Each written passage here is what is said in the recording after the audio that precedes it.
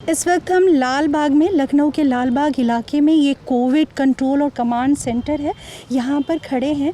अगर किसी को अपने जो भी मरीज़ है उसको कहीं पर शिफ्ट करवाना है, अस्पताल में दाखिला चाहिए, भर्ती चाहिए, तो वो सब का जो पर्चियाँ बनती हैं वो सेंटर यहीं पर बनती हैं।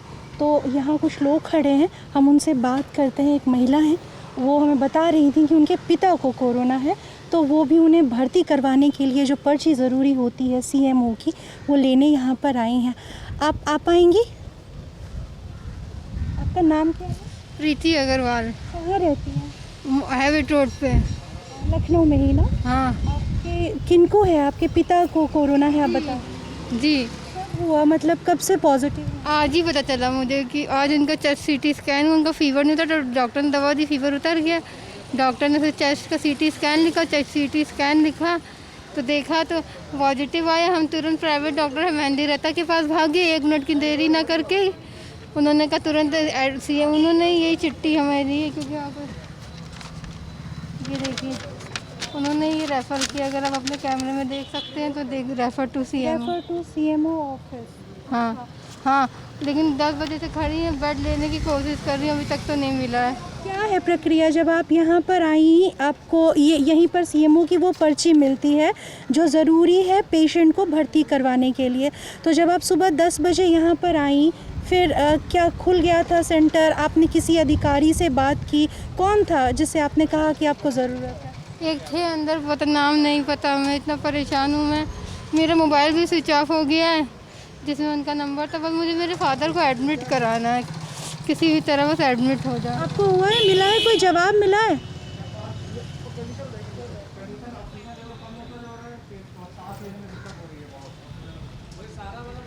ये प्रक्रिया चल रही है। देखिए वो बाहर से, अंदर से कुछ अधिकारी बाहर आए हैं और ये लोग बता रहे हैं खड़े होकर कि किस पेशेंट की क्या स्थिति है। तो वो बता रहे हैं ऑक्सीजन लेवल गिर रहा है, तो वो नोट कर रहे हैं। इन्होंने अपनी पर्चियाँ नाम पर लिखवाई हैं, वो पहले से लिखवा कर वेट कर रहे हैं कि शायद उसको फलाने को मिलेगा।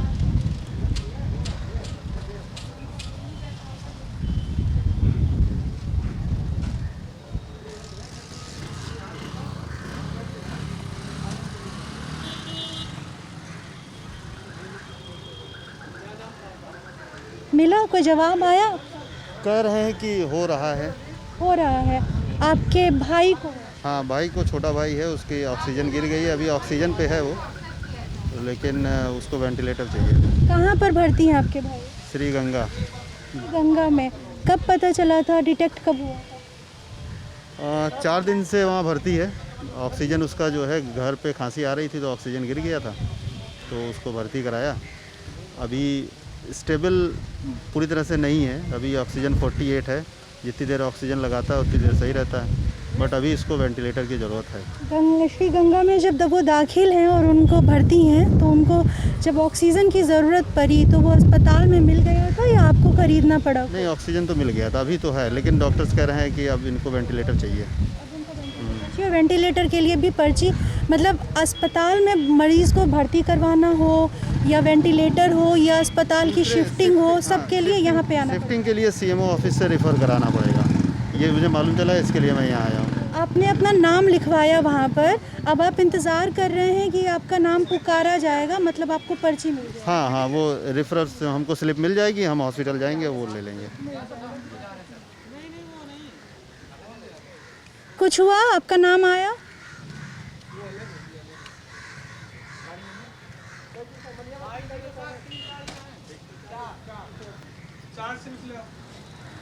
सर कितना टाइम लगता है इस प्रोसेस में? जैसे कोई सुबह 10 बजे आए और मान लीजिए उसके पेशेंट की काफ़ी ऑक्सीजन लेवल गिर गया है या वेंटिलेटर की ज़रूरत है और डॉक्टर ने तत्काल बोला है कि चाहिए, तो कितना टाइम लगता है उसको सीएमओ की पर्ची लेने में सर?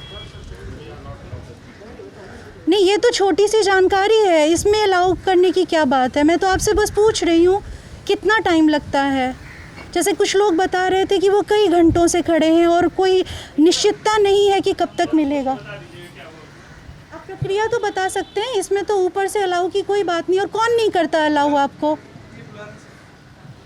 वो सवाल टालने की बात थी इसमें, ये तो बहुत ही मामूली जानकारी थी जो आपको बतानी होती है, पर उसमें भी वो बात करने से हिचकिचाए और बहाना था शायद कि वो अंदर चले गए। आप यहीं के हैं? पीड़ित हैं। कौन है भर्ती आप?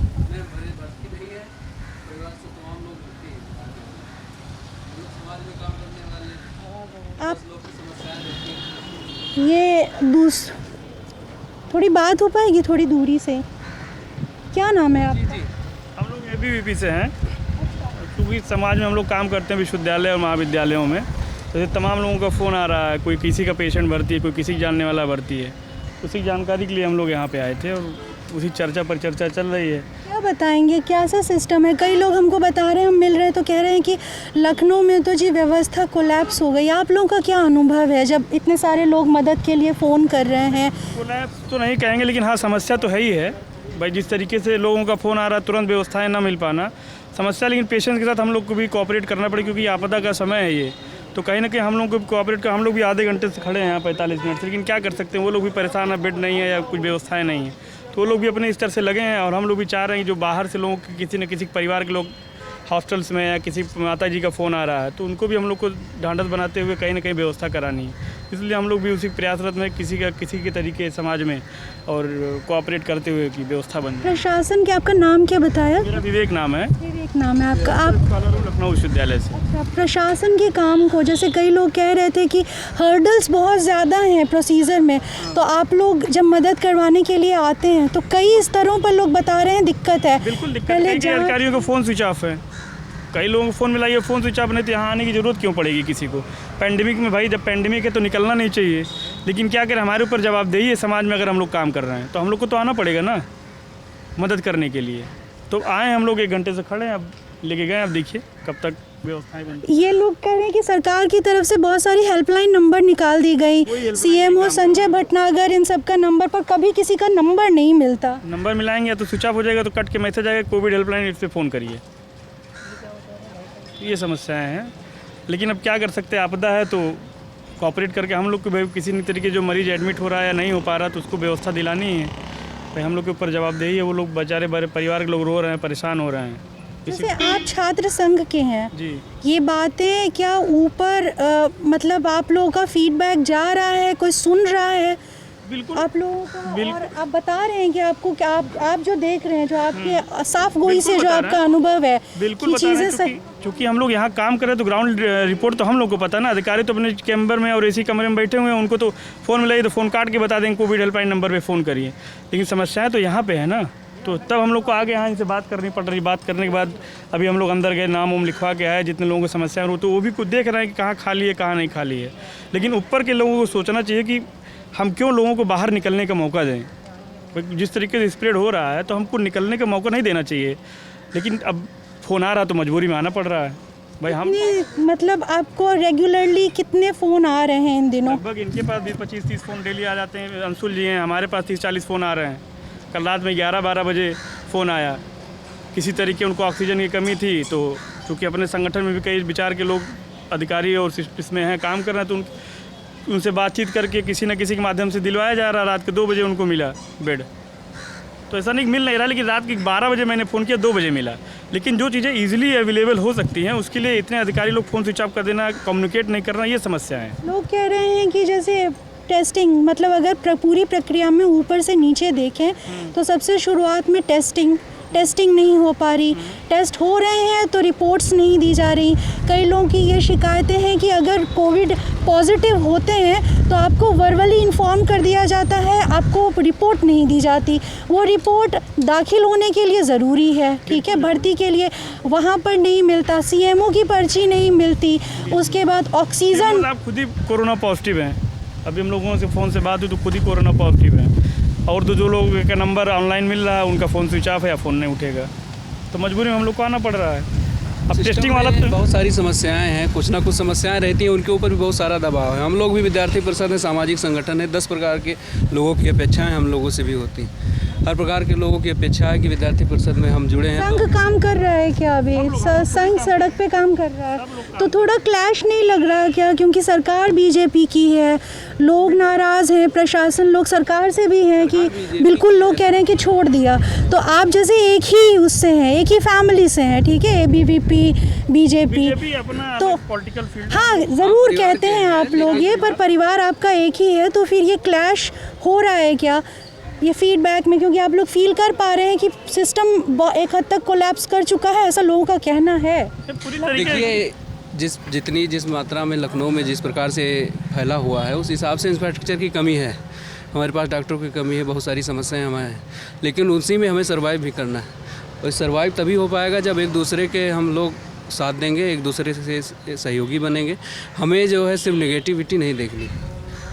हम अगर घर के अंदर बैठ के नेगेटिविटी देखते रहेंगे तो समस्याएं बढ़ती जाएंगी। अगर किसी को समस्या है हमारे माध्यम से उसकी कितनी मदद हो सकती है। कितने लोगों की आप तक पहुंच है? सवाल ये भी है ना कि हम लोग पॉलिटिकल फील्ड में नहीं, हम लोग समाज में काम करने वाले छात्र संगठन के लोग हैं, तो हम लोग के पास ज़्यादा किसी परिवार के जो बच्चे हैं जो काम इसमें विश्वविद्यालय में पढ़ रहे हैं उनके फैमिली के लोग भी हम लोगों को फ़ोन कर रहे हैं ना। मान लीजिए कि हजारों फ़ोन हम लोगों के आ रहे हैं। हम लोगों ने अपने जो है अलग से हेल्पलाइन नंबर भी जारी किए हैं कि विद्यार्थी परिषद के ये प्रमुख लोग हैं, आप इनसे बात करिए, किसी प्रकार की समस्या अगर आपको आ रही है तो आप ये मदद करेंगे। तो जो भी लोग हमसे संपर्क करते हैं हम लोग उनका प्रयास करके समाधान लोग कह रहे हैं कि जैसे मंत्री हैं, मंत्री की निकली थी, ब्रजेश उनकी निकली थी चिट्ठी कि उनकी भी नहीं सुनी जा रही है।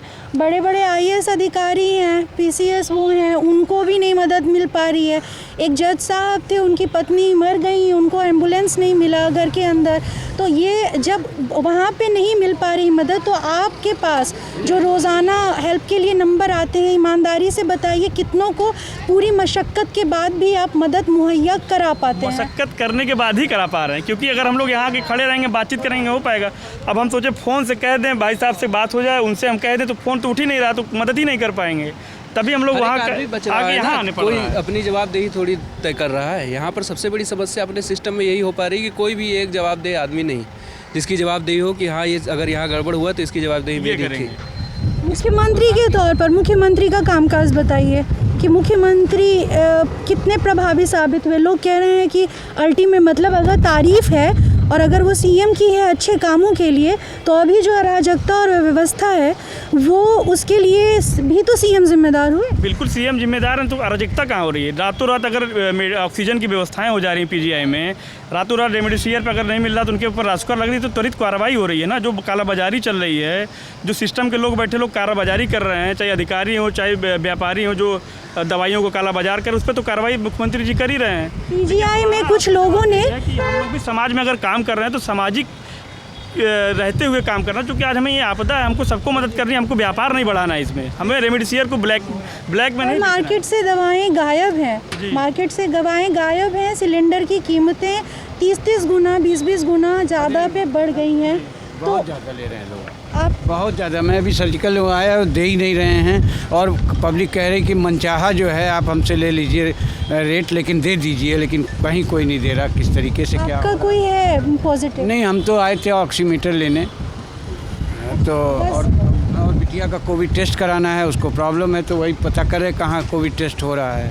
आप कहाँ रहते हैं? मैं हुसैनगंज में रहता हूँ। हुसैनगंज, वहाँ अगल बगल में कोई प्राइवेट जो है, प्राइवेट अस्पताल, प्राइवेट लैब जो है नहीं हो रहा, क्या बोल रहे हैं वो? हम गए पता करने, बंद है, नहीं होगा। डॉक्टर के पास गए, डॉक्टर कह रहे कि अभी 8 दिन हम बंद रखेंगे, 8 दिन बाद ऑनलाइन आप करिए बात, पहले हमको पेटीएम कर दीजिएगा, फिर उसके बाद मैं ऑनलाइन कंसल्ट करूँगा।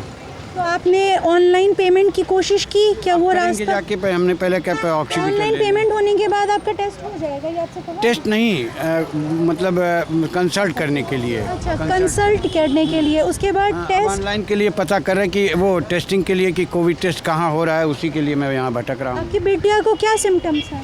सिम्टम्स ये है कि उसको फीवर नहीं उतर रहा है, बाकी तो ठीक है, बोलचाल रही है, सब कुछ कर रही है, लेकिन उसको जो है मतलब जो है थोड़ी सी कहीं सांस लेने, मतलब कोई खास नहीं, लेकिन ऐसा है। कितने साल की हैं वो? 21 साल की है। और वो घर में क्या आपने उन्हें अलग रखा हुआ है? अलग रखा हुआ है, अलग रखा हुआ है। आपके पास पड़ोस में किसी को कोरोना है? नहीं, किसी को नहीं है, किसी को नहीं। आपके जानकारी में ये कोविड टेस्ट कराने गई थी बलरामपुर, हो सकता है कि वहीं से कुछ हुआ हो। कोविड टेस्ट करवाने गई थी हाँ, अपना? 8-10 दिन पहले, क्योंकि इसका केजीओ में इलाज चल रहा था, तो उसके लिए वो कोविड टेस्ट मांगते थे, तब वो एंट्री लेते थे। तो वो हुआ भी नहीं, वहाँ उस दिन टेस्टिंग भी कराई, लेकिन कोई रिपोर्ट नहीं मिली, कुछ नहीं हुआ, ऑनलाइन कुछ शो ही नहीं किया उसने, तब क्या करें। तो आप कितने बजे से यहाँ हैं? मेरे को 1-1.5 घंटा हो गया, मैं पता कर रहा हूँ इधर उधर। अब कैसे इधर उधर, जैसे यहाँ अब पे ये कोई देखिए, सुन रहा है ये क्या? ऑक्सीमीटर लिया है, इसका मार्केट रेट पहले 900 रुपये था, इस समय 1500 रुपये का दिया है।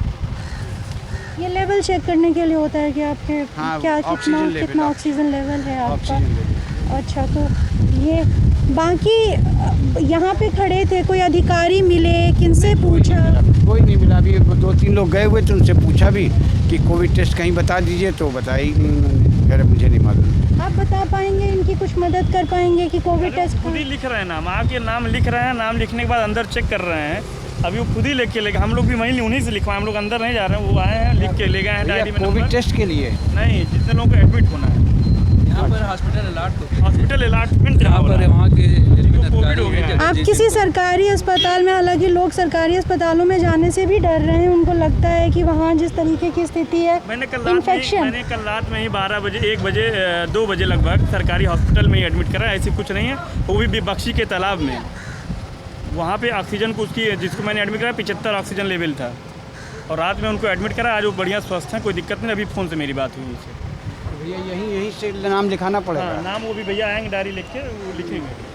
लोग कंफ्यूज्ड हैं। चलिए, शुक्रिया हमसे बात करने के लिए। लोग, ये देखिए, संख्या कभी बढ़ती है कभी घटती है, लोग आ रहे हैं, कई लोग कंफ्यूज हैं। कौन से? वो, हाँ, वो एक जनाब हमें मिले थे, वो काफ़ी रो रहे थे, उनके भाई की तबीयत ख़राब है, ऑक्सीजन लेवल बहुत ड्रॉप हो गया है, और वो भी यहाँ सीएमओ की पर्ची लेने के लिए खड़े हैं। आपका नाम क्या है सर? जावेद, जावेद जी, कहाँ रहता है? अलीगंज में। अलीगंज में। आप बता रहे थे आपके भाई को कोरोना है। भाई हमारे बहुत तबीयत ख़राब है, दे ही नहीं रहे, 4 बार नाम लिख लिख के जा रहे हैं, कुछ दे ही नहीं रहे। ऑक्सीजन पे हमारे भाई चल रहा है, हम लोग 5-5 सिलेंडर खरीद के लाए, ऑक्सीजन भी नहीं मिल रहा है, 6-6 घंटे लाइन में खड़े रहते हैं। इनके भाई ऑक्सीजन पर हैं, उनकी स्थिति बिगड़ रही है, तो वो यहाँ अस्पताल में दाखिले के लिए पर्ची लेने आए हैं। आपका भाई कहाँ पर? घर पे मैम। घर पर ही है, उसे अलग आइसोलेट करके रखा है। जी मैम। आप लोग ध्यान रखते हैं उनका, जब अपना भी ध्यान रखते हैं कि इन्फेक्शन? दूर रहते हैं, सब लोग दूर हैं, 2 ही आदमी रहते हैं, सब लोग सैनिटाइजर करते रहते हैं। अब भाई है तो कहाँ छोड़ देंगे, भाई को हम नहीं छोड़ सकते हैं, लेकिन हमको नहीं होगा कुछ, हमें मालूम है। हमारे भाई अच्छा था ना, इसलिए उसको तकलीफ हो रही है। कितने दिन से आपके भाई ऑक्सीजन पर है? 12 दिन से ऑक्सीजन पे। 12 दिन से ऑक्सीजन पर है? कहाँ से आप ऑक्सीजन, मार्केट में क्या रेट मिल रहा है अभी?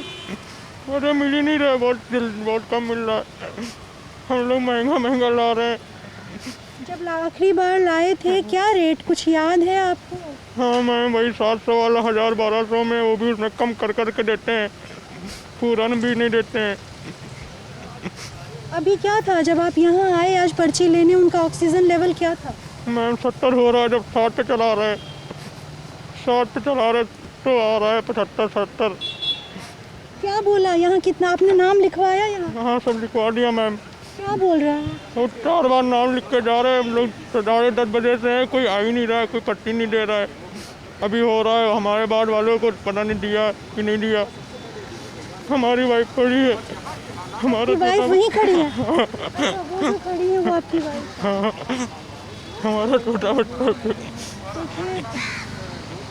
हमने बात करने की कोशिश की थी, पर वहाँ तो कोई जवाब ही नहीं दे रहा है। देखिए, थोड़ी हिम्मत रखिए, यहाँ आ गए हैं, ठीक है, और रोने से, आपके परेशान होने से भी नहीं मिलेगा ना अभी उनको। अभी हिम्मत रख के और चीज़ें जुटाने का समय है ना? ऊपर वाले नहीं मांग रहे, ऊपर वाला। अरे यार, ऐसा ही है। आप पूरा जब लखनऊ शहर निकलेंगे, ये लाल बाग जिस जगह पर हम हैं वो ज़्यादा दूर नहीं है। हज़रतगंज मार्केट यहाँ से, हज़रतगंज समझिए कि इसका लखनऊ का सबसे वो है आइकॉनिक मार्केट, हमेशा गुलजार रहने वाला। अभी इसी सड़क पर आपको जो थोड़ी बहुत हलचल दिख रही है वो दिख रही है। शहर में चलेंगे तो सड़कें खाली हैं, वीरान है, इक्का दुक्का कुछ निकल रहा है। और ये है कोविड कमांड सेंटर। और यहाँ पर जैसे कभी आमद ज़्यादा हो जाती है लोगों की, कभी कुछ ऐसे इधर पेड़ लगे हैं तो उधर सामने धूप है तो लोग यहाँ पर छाया में खड़े होकर वेट कर रहे हैं, कब मिलेगा नंबर, कब आएगा। कोई ठीक से कम्युनिकेशन भी नहीं हो रहा, लोग बता रहे हैं। और लखनऊ की चीज़ है, जो लखनऊ की हालत है ज़मीनी, वो यही है कि लोग कह रहे हैं कि हमें छोड़ दिया गया है, जैसे सब अपने अपने ऑन योर ओन है, आपको सिस्टम का सपोर्ट नहीं मिल पा रहा। सारी नंबर जो हेल्पलाइंस की अभी हमें ABVP के लोग मिले थे वो भी बता रहे थे। तो लोग कह रहे हैं कि समझिए हालत इतनी ख़राब है कि अफसर वगैरह सब आपसे खुद ही कहेंगे, शिकायत करेंगे कि हाँ भाई सिस्टम तो कोलैप्स हो चुका है, कि जब कोई देखने वाला नहीं, आपको खुद ही दौड़ भाग करनी है। ब्लैक मार्केट में रेमडेसिविर मिल रहा है, दवाई वो बहुत ज़्यादा कीमत पर मिल रहा है, वो सबके बस की बात नहीं है। लोग पैसा खर्च करके भी नहीं खरीद पा रहे हैं और जिनके पास पैसा नहीं है अफोर्ड करने का वो कहाँ से लाएंगे। वेंटिलेटर्स पूरे शुरू से लेकर अगर आप शुरू करेंगे कि कोविड टेस्टिंग से लेकर अस्पताल में भर्ती होना, और फिर अगर किसी की मौत हो जाती है तो उसके बाद उसके अंतिम संस्कार तक, लोगों का कहना है कि हर जगह हर्डल्स हैं। कोई भी तरीका ऐसा वो नहीं है, चाहे टेस्ट नहीं होना, टेस्ट रिपोर्ट नहीं मिलना, बिना टेस्ट रिपोर्ट के आप भर्ती कैसे होंगे। उसके बाद CMO से पर्ची मान लीजिए मिल भी गई है तो आप CMO से पर्ची कैसे लेंगे, वो नहीं मिल पा रही है, बहुत कम लोगों को मिल रही है। बेड अवेलेबल नहीं है, आपको ऑक्सीजन कई जगहों पर ऑक्सीजन मिल रहा है, कई जगहों पर हमें बताया गया कि मरीज़ों से कहा जा रहा है, परिवारों से, कि आप अपना ऑक्सीजन खुद लेकर आइए। तो लोग ऑक्सीजन लेकर खुद भी आ रहे हैं, जैसे तैसे किसी को मिल रही है, ज़्यादातर को नहीं मिल पा रही है। अब वेंटिलेटर्स के लिए मारामारी, यही सब है। हम और भी अस्पतालों में जाकर देखेंगे कि हालत क्या है। और ये है कोविड-19 कंट्रोल एंड कमांड सेंटर से जो ज़मीनी स्थिति है उसका दृश्य। मैं स्वाति, मेरे साथ मेरे साथी अमितेश कैमरे के पीछे।